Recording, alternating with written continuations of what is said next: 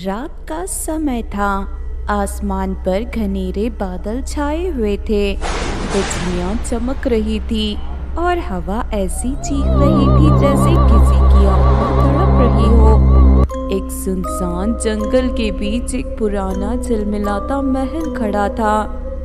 काली हवेली।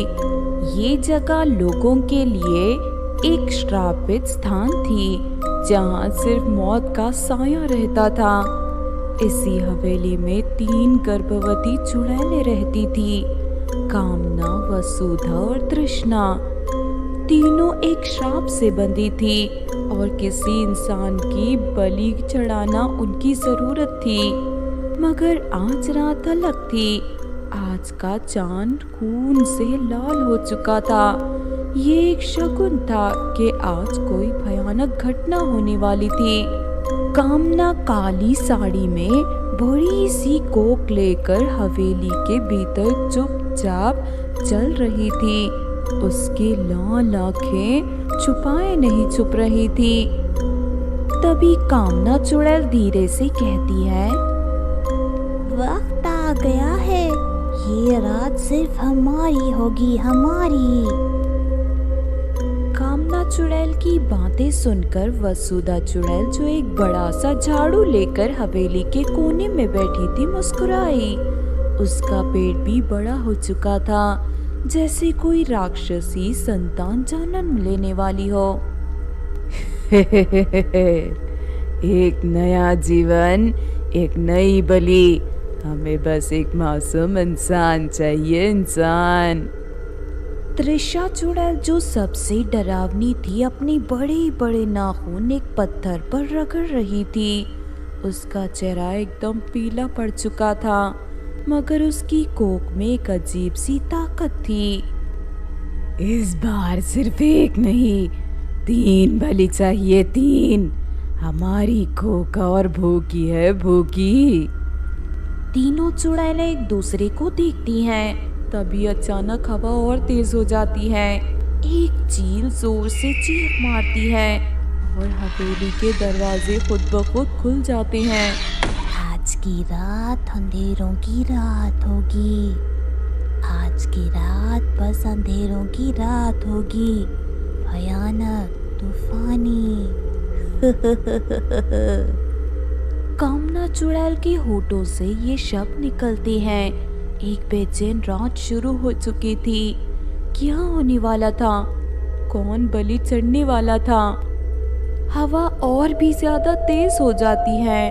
कामना, वसुधा और त्रिशा चुड़ैल ने अपनी लाल आंखें एक दूसरे की तरफ उठाई। उनके पेट भारी हो चुके थे, मगर उनकी आत्माओं की भूख अभी भी जिंदा थी। अब वक्त आ गया है शिकार ढूंढने का। हाँ, एक ऐसी आत्मा जो डर से कांप जाए, जिसे हम आज रात अपनी बलि बना सकें। त्रिशा चुड़ैल अपने लंबे नाखूनों पे काली मिट्टी लगाते हुए बोली, इस बार कोई बच नहीं सकता। जिसे हम चुनेंगे वो सिर्फ हमारा होगा, और वो हमें निराश नहीं करेगा। तीनों हवा में उड़ने लगी। उनकी हवेली से बाहर निकलते ही जंगल का हर पेड़ कांपने लगा। कुत्तों की चीखें सुनाई देने लगी। पानी से भरी झील का पानी अचानक काला पड़ गया। ये एक अशुभ संकेत था। उसी वक्त एक नए शिकार की आहट उनके कानों तक पहुंची। एक जवान लड़का आरव जंगल से गुजर रहा था। वो एक अनाथ बच्चा था, जो रात को एक गांव से दूसरे गांव जा रहा था, बिना किसी को पता चले। उसके कपड़े गीले हो चुके थे। उसके चेहरे पर थकान की लकीरें थी। बारिश की वजह से उसके कपड़े गीले हो चुके थे। ये लड़का अकेला है, इसका खून ताजा है। बहुत अच्छी खुशबू है, बहुत अच्छी। वसुधा चुड़ैल ने अपनी लाल जीभ बाहर निकाली। वो बहुत लंबी थी। मुझे इसका डर देखना है। जब ये चीखेगा तब बहुत मजा आएगा। त्रिशा चुड़ैल हवा में गोल गोल घूमती है और एक झरने के पास उतर जाती है। हम इसे एक ऐसा डर देंगे जो इसने कभी महसूस नहीं किया होगा। आरव जंगल के रास्ते पर चलते चलते रुक जाता है। उसे महसूस होता है कि कोई उसका पीछा कर रहा है। वो इधर उधर देखता है पर जंगल में अंधेरा ही अंधेरा है। कौन है वहाँ? कोई है वहाँ? हवा तेज हो जाती है। एक बड़ा सा पेड़ अचानक तेज हवा के साथ गिर जाता है। झाड़ियों के बीच एक काली परछाई निकलती है। ये परछाई धीरे धीरे आरव के पास आने लगती है। वसुधा चुड़ैल अपनी बड़ी लाल आंखों से उसकी तरफ देखती है। आज की ये तूफानी रात तेरी नहीं हमारी है। आरव का कलेजा मुंह तक आ जाता है।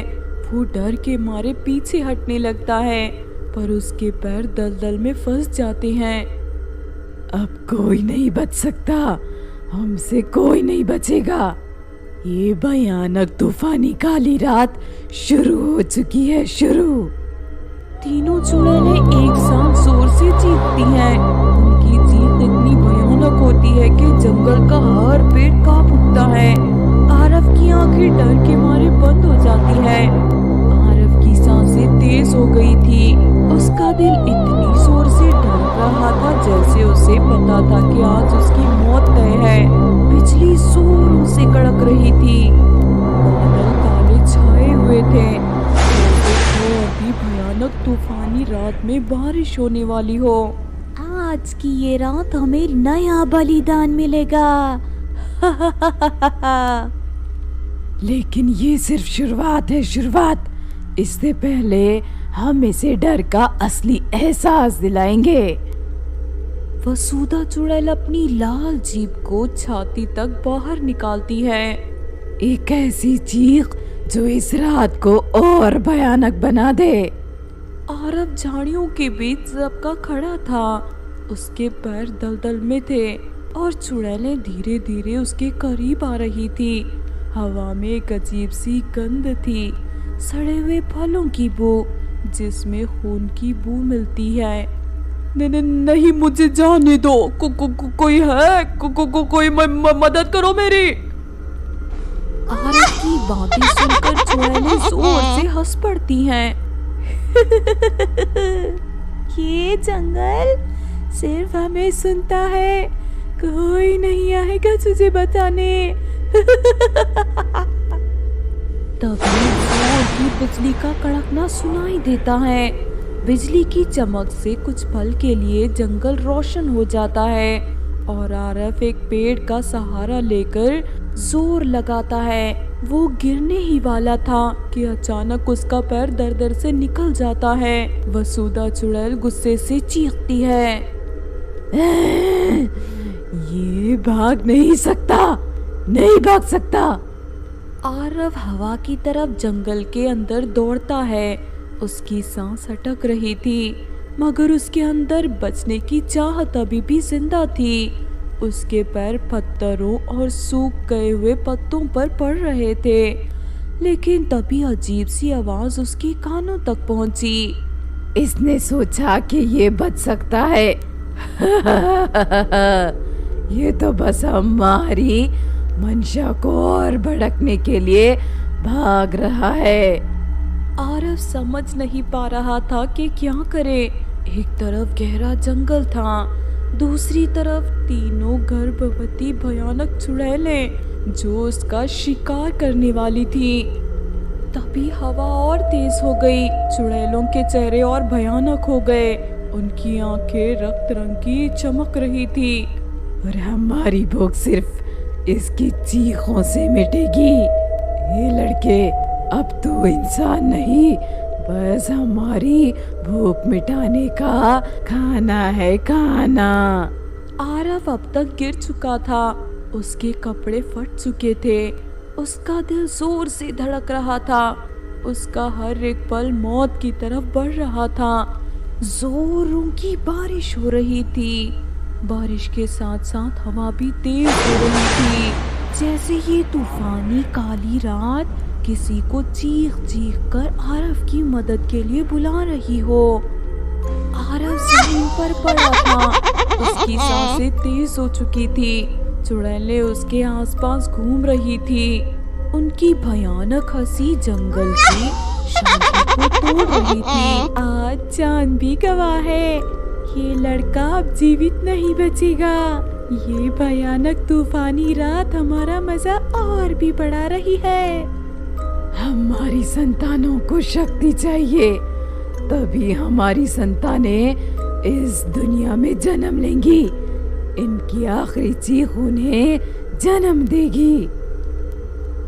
आरव अनाथ था, फिर भी उसके मन में जीने की इच्छा थी। वो चुड़ैलों से विनती कर रहा था। वसुंधा चुड़ैल अपने नाखून आरव की तरफ बढ़ा रही थी। नहीं, कोई बचाओ मुझे, कोई तो बचा लो, कोई मेरी मदद करो। तुम तीनों चुड़ैलें मेरे साथ ऐसा नहीं कर सकती, नहीं। लेकिन जंगल में सिर्फ तीनों चुड़ैलों की हंसी गूंज रही थी।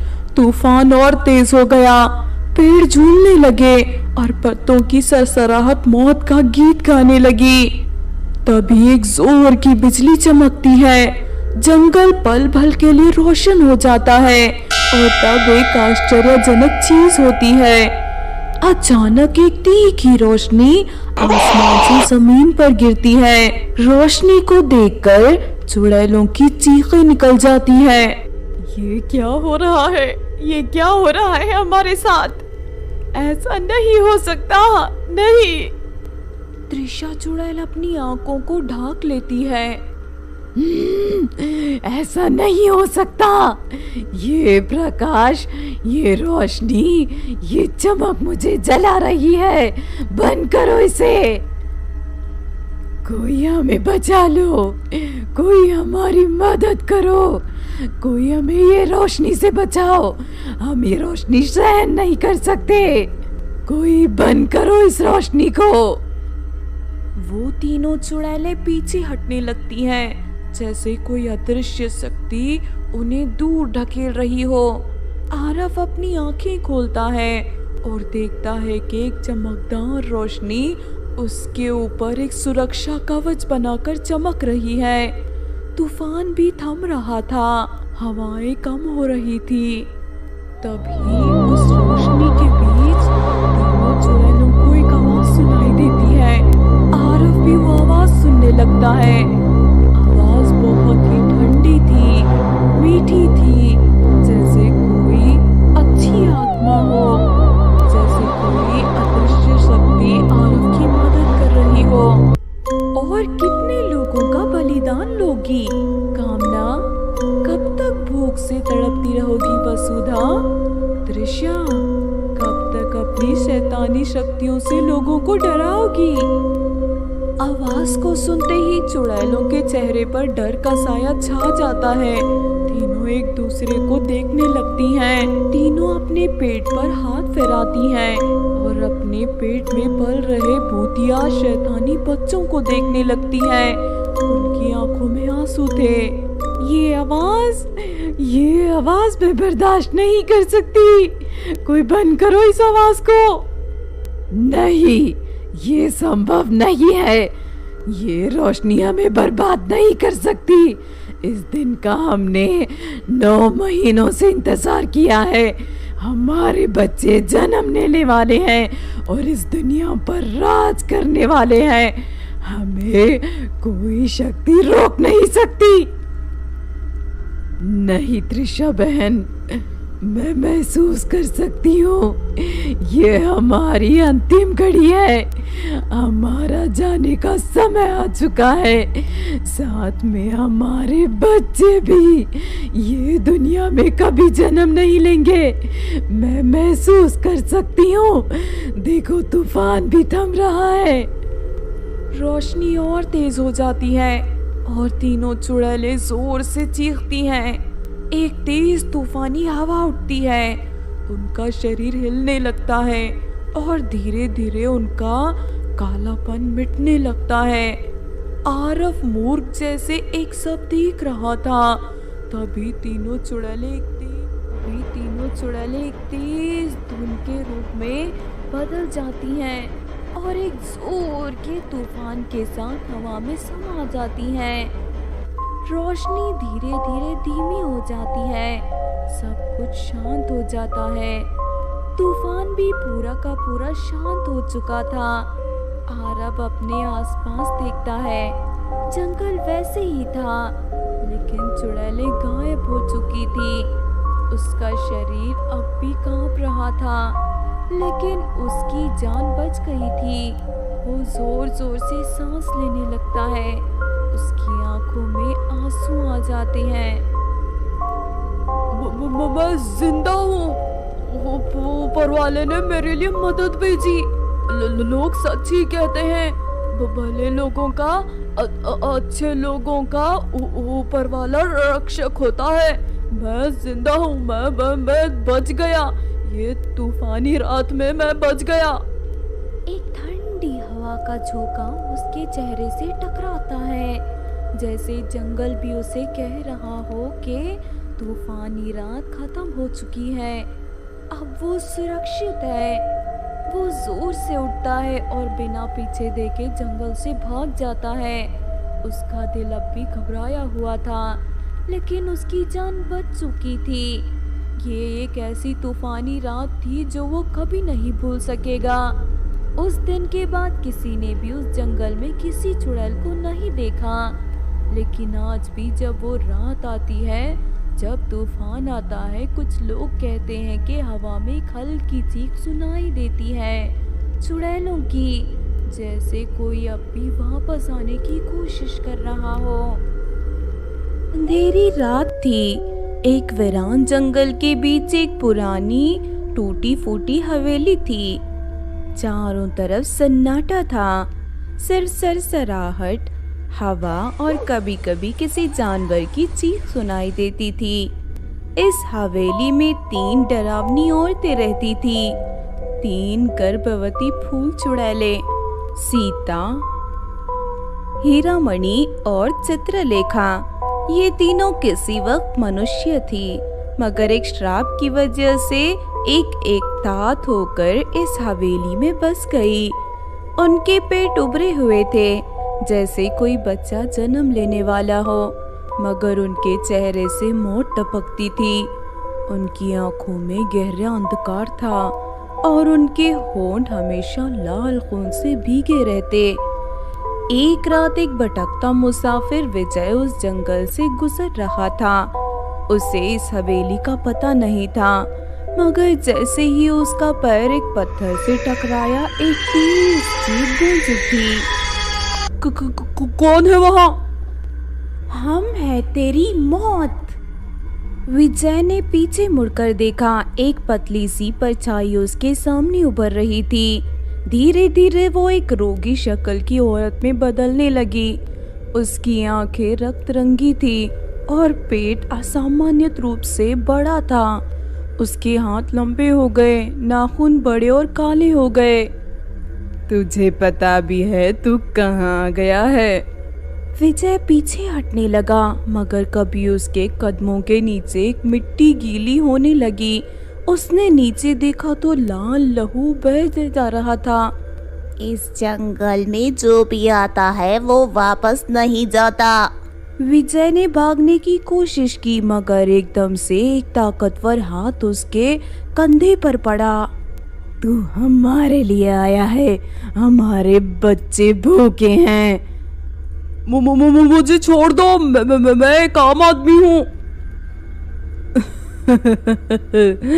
एक आम आदमी?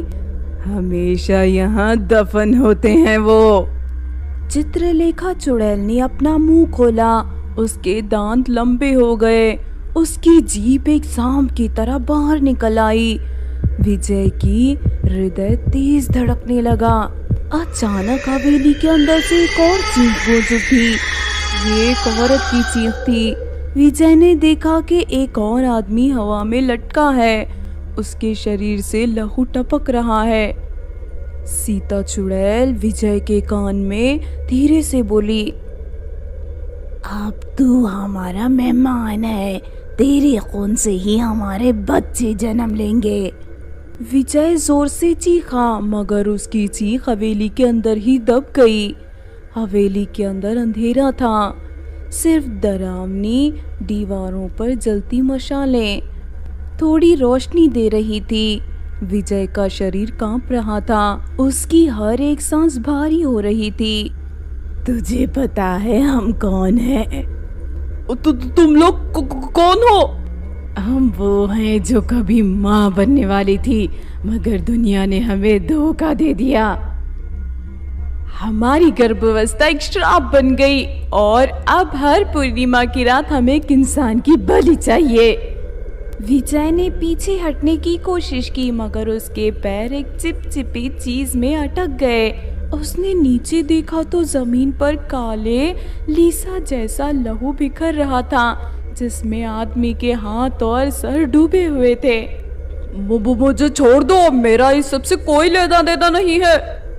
जब हम जिंदा थे तो लोगों ने हमें सताया, हमारी हालत देखकर हम पर हंसते थे, हमें गालियां देते थे, पर अब हमारी बारी है। तुझे पता है माँ बनने का दुख क्या होता है? विजय ने सर हिला दिया, उसका गला सूख गया था। दुख तब होता है जब एक माँ के गर्भ में ही उसके बच्चे को मार दिया जाता है। अचानक हवेली के कोने से बच्चा रोने लगा। विजय ने उस तरफ देखा, एक काली चादर के नीचे एक नन्हा सा हाथ बाहर निकल रहा था। ये क्या है? ये है क्या? मेरा बच्चा जो कभी जन्मा ही नहीं। तू भी उन्हीं लोगों जैसा है जो हमारे बच्चों की मौत के जिम्मेदार हैं। विजय जोर से चीखा, पर तभी एक तेज हवा चली। तीनों चुड़ैलों के चेहरे बिगड़ने लगे, उनकी आंखें सफेद हो गई और पेट और भी बड़े हो गए। उनके पेट के अंदर कुछ हिल रहा था, जैसे कोई जानवर अंदर से निकलने की कोशिश कर रहा हो। सीता चुड़ैल विजय के मुंह के पास आकर धीरे से बोली, अब तुझे पता चलेगा कि माँ का दुख क्या होता है। विजय ने अपनी आंखें जोर से बंद कर ली, मगर तभी उसके कानों में एक भयानक चीख गूंज उठी। हवेली के अंदर हवा तेज चलने लगी। विजय ने और भी ज्यादा अपनी आंखें बंद कर ली, मगर उसके अंदर एक अजीब सी सनसनाहट दौड़ रही थी। उसका दिल जोर जोर से धड़क रहा था। विजय घबरा रहा था। मुझे जाने दो, मैं कोई पापी नहीं हूँ। आज तक मैंने किसी का बुरा नहीं चाहा, मुझे जाने दो। पापी? ये तो हर इंसान कहते हैं जब मौत सामने होती है। हीरामणि चुड़ैल विजय के सर के ऊपर हाथ घुमाती है। तू हमारी कहानी सुनेगा तो शायद समझ पाएगा कि हम क्या हैं। हीरामणि चुड़ैल ने अपनी बड़ी लहू से भरी उंगली विजय के माथे पर रखी। एकदम से विजय को एक तस्वीर दिखाई देने लगी, एक पुराने गांव की गली जिसमें 3 औरतें खड़ी थी। उनके पेट उभरे हुए थे, मगर चेहरे पर दुख था। उनके गांव के लोगों ने मजाक बनाया, उन्हें दांव पर चढ़ाया और फिर उनके बच्चों को उनके घर में ही मार डाला। वो तीनों बिन ब्याही माँ थी, माँ बनने वाली थी। विजय जोर से चीखा और अपनी आंखें खोल दी। विजय सांस फूलते हुए कहता है, तो तुम लोग, ये सब बहुत डरावना है। तो तुम्हारे साथ ये सब किसने किया? वही लोग हमें इस हालत में छोड़ दिया। वही लोग जो आज भी इस दुनिया में जी रहे हैं। इंसान। और इसीलिए हर पूर्णिमा की रात एक नई बलि चढ़ती है। विजय ने देखा कि हवेली की दीवारें लहू से भीग गई हैं। एक कोने में अनेक आदमियों के सूखी हुई खोपड़ियां पड़े थे। हवेली की फर्श पर लाल चिपचिपी चादर बिछ गई थी, खून की। मुझे मत मारो, मेरा कोई दोष नहीं है, मैं दोषी नहीं हूँ। हम सिर्फ दोषियों को नहीं मारते, हम इंसानी खून से अपने बच्चों को जिंदा करते हैं। हमें हमारे बच्चे चाहिए। सीता चुड़ैल विजय के पेट पर हाथ रखते हुए कहती है, आज तू हमें वही शक्ति देगा जो हमें चाहिए। विजय जोर से चीखा, मगर तभी हवा और तेज हो गई। हवेली की दीवारें कांपने लगी। एक बच्चा जोर जोर से रोने लगा और फिर एकदम से अंधेरा छा गया। हवेली के अंदर एक भयानक शांति छा गई। सिर्फ एक बच्चे के रोने की आवाज सुनाई दे रही थी। विजय का शरीर पसीने से भीग चुका था। उसकी सांसें अटक रही थी। बच्चे को देखकर विजय दंग रह जाता है। ये बच्चा कहाँ से आया? कौन है ये? सीता चुड़ैल अपने पेट को मसलते हुए कहती है, ये वही बच्चा है जो हमसे छीना गया है। हर पूर्णिमा की रात हम एक इंसान की बलि देते हैं ताकि हमारे बच्चे लौट सके हमारे पास। तभी चित्रलेखा चुड़ैल हवा में घूमने लगती है। और आज की रात तू वही बलि बनने वाला है। विजय जोर से चीखा, मगर तभी उसके पैर के नीचे जमीन हिलने लगी। एकदम से एक काली चिपचिपे हाथ ने उसका पैर जकड़ लिया। विजय ने नीचे देखा तो एक आधा गला बच्चा जमीन से बाहर निकल रहा था। उसकी छोटी सी आंखें सफेद थी, उसका मुंह बड़ा था और उसके दांत नुकीले थे।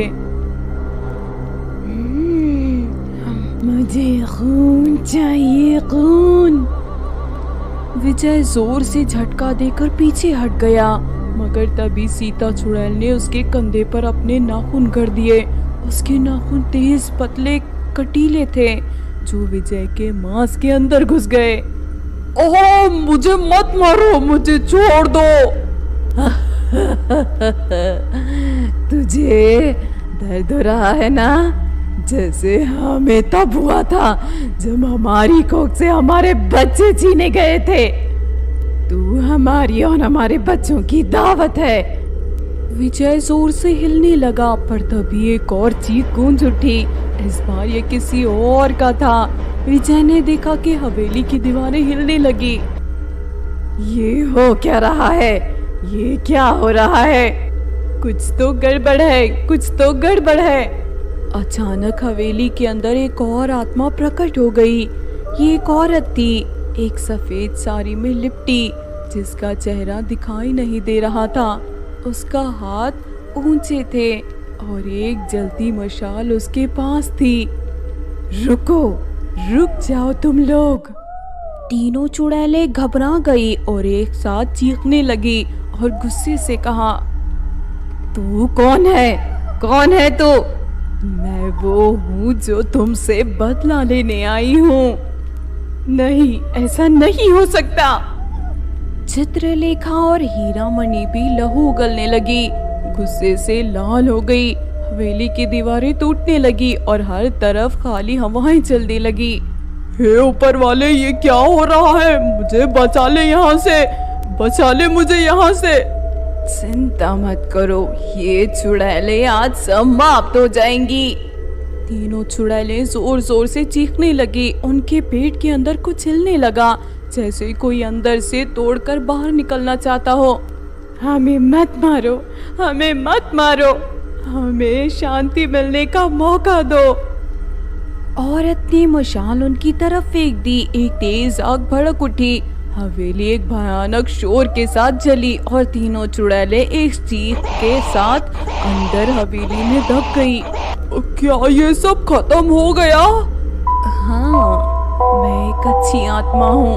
एक अच्छी आत्मा ही बुरी आत्मा का काम तमाम कर सकती है। आज उनका पाप समाप्त हो गया, उन्हें मुक्ति मिल गई।